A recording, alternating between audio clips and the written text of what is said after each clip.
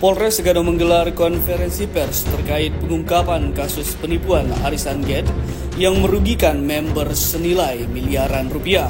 Konferensi pers ini dipimpin langsung oleh Kapolres Sekadau, AKBP Inyoman Sudama, didampingi Kasat Reskrim Ibtu Kuswianto, serta Kasih AKP Agus Junaidi di Aula Bayangkara Patriatama Polres Sekadau. Dalam kasus arisan gate ini, Satreskrim Polres Sekadau telah menetapkan 7 tersangka yang bertindak sebagai admin arisan atau yang disebut owner, masing-masing berinisial NW, SS, WA, AS, IE, AM, dan SP.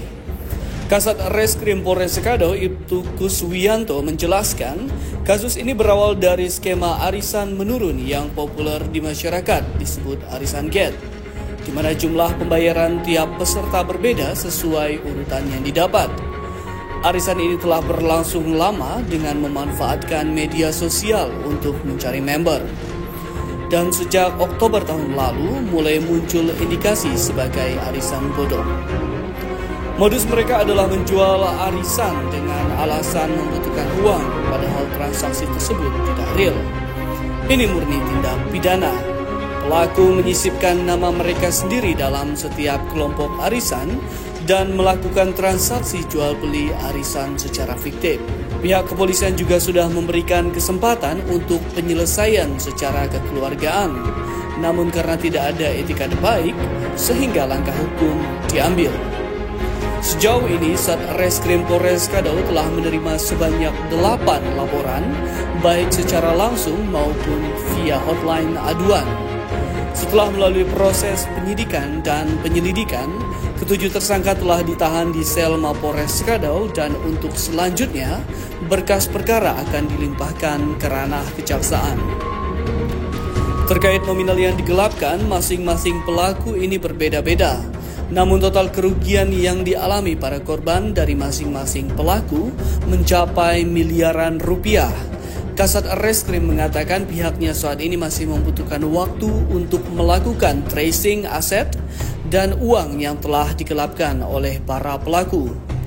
Namun, Ibtu Kuswianto memastikan bahwa hukuman pidana ini tidak menggugurkan terkait hutang piutang atau tanggungan para pelaku terhadap korban.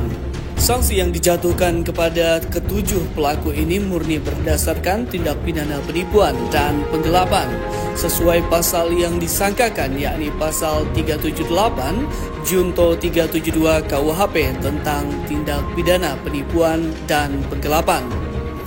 Di akhir konferensi pers, Kapolres Sekadau AKBP Inyoman Sudama berpesan kepada seluruh masyarakat, khususnya masyarakat di Kabupaten Sekadau, untuk tidak mudah tergiur oleh iming-iming atau janji-janji yang berbentuk investasi yang belum jelas memiliki legalitas hukum.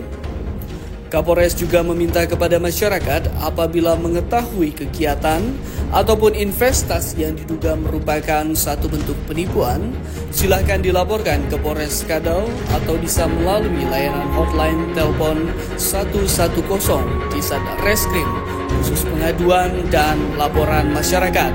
Demikian yang dapat kami laporkan dari Polres Sekadau.